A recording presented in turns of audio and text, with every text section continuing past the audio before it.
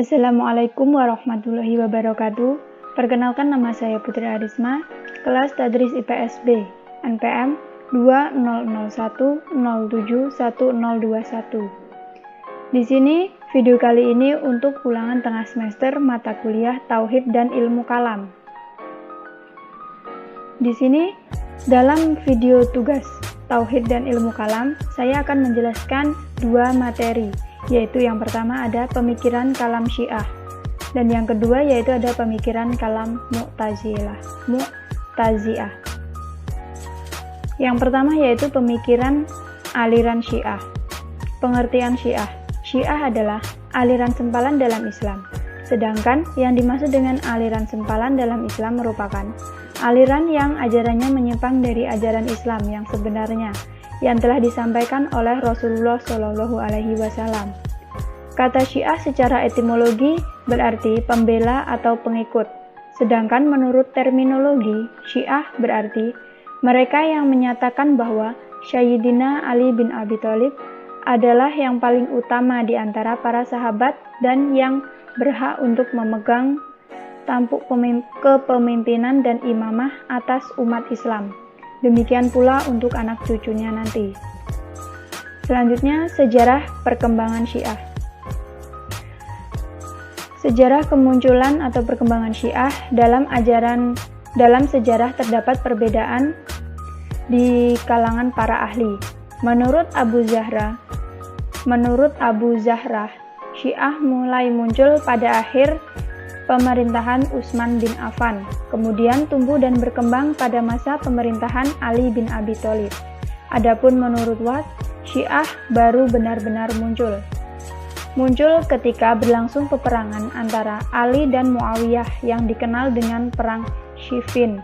Dalam peperangan ini, sebagai respon atas penerimaan Ali terhadap arbitrase yang ditawarkan Muawiyah, pasukan Ali diceritakan terpecah menjadi dua, satu kelompok mendukung sikap Ali atau Syiah dan kelompok mendap sikap Ali atau Khawarij.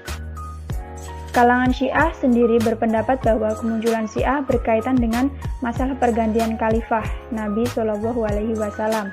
Mereka menolak kekhalifahan Abu Bakar, Umar bin Khattab, dan Utsman bin Affan, karena dalam pandangan mereka hanya Ali bin Abi Thalib yang berhak menggantikan Nabi SAW. Akan tetapi, pendapat yang populer adalah bahwa sekte ini baru lahir setelah gagalnya perundingan antara pasukan Sayyidina Ali bin Abi Thalib dan pihak Sayyidina Muawiyah bin Abi Sufyan di Siffin, yang lazimnya disebut sebagai peristiwa Al-Tahkim atau arbitrase. Nah, selanjutnya untuk doktrin pokok ajaran Syiah. Yang pertama yaitu ada tauhid, bahwa Allah Subhanahu wa taala adalah Maha Esa. Yang kedua ada al-adil, bahwa Allah Subhanahu wa taala adalah Maha Adil. Yang ketiga an-nubuwah, bahwa kepercayaan Syiah meyakini keberadaan para nabi sebagai pembawa berita dari Tuhan kepada umat manusia. Yang keempat al-imamah, bahwa Syiah meyakini adanya imam-imam yang senantiasa memimpin umat sebagai penerus risalah kenabian. Yang terakhir yaitu al-ma'ad, bahwa akan terjadi hari kebangkitan. Selanjutnya untuk pokok penyimpangan Syiah secara umum. Pada rukun iman, Syiah hanya memiliki 5 rukun iman, tanpa menyebut keimanan kepada para malaikat, rasul, dan qada dan qadar, yaitu yang pertama ada tauhid, keesaan Allah, kedua al-adil, keadilan Allah, ketiga nubuwah, kenabian, 4 imamah, kepemimpinan imam, 5 ma'ad, hari kebangkitan dan pembalasan. Sedangkan pada rukun Islam, Syiah tidak menyantumkan syahadatain dalam rukun Islam, yaitu pertama sholat, kedua zakat, ketiga puasa, keempat haji, dan kelima wilayah atau perwalian. Selanjutnya di sini pertanyaan tentang pemikiran aliran Syiah. Manakah yang lebih berbahaya antara liberalisme dengan Syiah? Jawaban, Syiah merupakan musuh dalam selimut yang tidak mudah kita cegah penyebarannya. Dengan mengatasnamakan Ahlul Bait, mereka mulai mengeruk pengikut Ahlul Sunnah di Indonesia. Cara yang digunakan Syiah yang lebih mengedepankan tradisi dan seni lebih mudah diterima di masyarakat, berbeda dengan paham liberalisme yang menyerang ajaran Islam dan akidah Islam, sehingga menyebabkan paham ini mendapat perlawanan cukup besar. Nah, maka jika dibandingkan antara Syiah dan liberalisme, maka lebih berbahaya Syiah daripada liberalisme. Untuk selanjutnya yaitu kita masuk kepada materi yang kedua. Materi yang kedua yaitu pemikiran aliran Mu'tazilah. Pengertian Mu'tazilah. Perkataan Mu'tazilah berasal dari kata i'tizal, yang artinya memisahkan diri. Dapat juga diartikan sebagai orang yang memisahkan diri atau menyisihkan diri dari jamaah. Kata Mu'tazilah sudah digunakan dalam menyebut sekelompok sahabat Nabi yang menjauhkan diri dari pertikaian antara golongan pendukung Ali bin Abi Thalib dan Muawiyah Ali bin Abi Thalib. Mu'tazilah juga merupakan salah satu aliran pemikiran dalam Islam yang banyak terpengaruh dari filsafat barat sehingga berkecenderungan menggunakan rasio sebagai dasar argumentasinya. Untuk kemunculan aliran Mu'tazilah. Aliran Mu'tazilah muncul kira-kira pada permulaan abad pertama Hijriyah di kota Basrah, Irak. Orang-orang yang ingin menghancurkan Islam tidak hanya mereka yang bukan beragama Islam, akan tetapi juga datang dari orang-orang Islam sendiri karena masalah politik. Selanjutnya, untuk mengenai arti dan asal-usul kata Mu'tazilah, terdapat beberapa versi yang ditemukan oleh para ahli ilmu kalam. Yang pertama yaitu versi Al-Mash'udi. Sebutan Mu'tazilah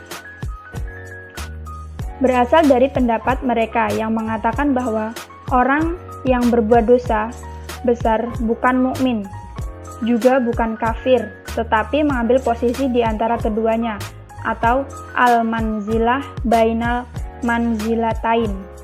Yang kedua yaitu, dalam riwayat lain disebutkan bahwa suatu hari Qatadah ibnu Da'amah masuk ke Masjid Basrah dan duduk pada majelis Amr bin Ubaid yang disangkanya majelis Hasan Basri. Setelah menyadari bahwa ia salah masuk, ia berdiri dan meninggalkan tempat itu sambil berkata, "Ini kamu Mu'tazilah." Sejak itu mereka disebut kaum Mu'tazilah. Yang ketiga yaitu menurut Ahmad Amin, sebutan Mu'tazilah sudah ada kurang lebih 100 tahun sebelum terjadinya perselisihan pendapat Wasil bin Atta dengan Hasan Basri di Masjid Basrah. Golongan yang disebut Mu'tazilah pada waktu itu adalah mereka yang tidak ikut melibatkan diri dalam pertikaian. Selanjutnya ada tokoh-tokoh aliran Mu'tazilah. Yang pertama yaitu ada Wasil bin Atta, 2. Al-Alaf, 3. Bishr bin Al-Mu'tamir, yang keempat An-Nazam, yang kelima Al-Jubai, yang keenam Al-Hayat, yang ketujuh Al-Qadi Abdul Jabbar, yang kedelapan Az-Zamahsyari. Nah, untuk ajaran pokok aliran Mu'tazilah yaitu ada At-Tauhid atau Kemahaesaan Allah. Yang kedua Al-Adl atau keadilan. Yang ketiga Al-Wad wal Al-Waid, janji dan ancaman.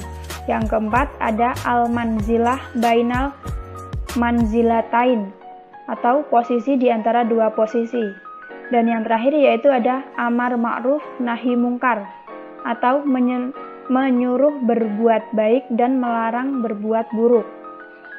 Selanjutnya yang terakhir untuk pertanyaan tentang aliran Mu'tazilah. Siapa nama pendiri aliran Mu'tazilah dan terangkan ajarannya tentang apa? Jawaban, pendiri aliran Mu'tazilah adalah Washil bin Adho ia adalah orang yang berdosa besar. Selain musyrik, ia juga tidak mukmin dan juga tidak kafir, tetapi fasik. Fasik terletak antara iman dan kafir, yaitu tempatnya nanti di antara surga dan neraka. Nah, mungkin itu saja yang dapat saya sampaikan dalam menyampaikan 2 materi untuk pemenuhan tugas ulangan tengah semester mata kuliah Tauhid dan Ilmu Kalam. Saya ucapkan terima kasih dan wassalamualaikum warahmatullahi wabarakatuh.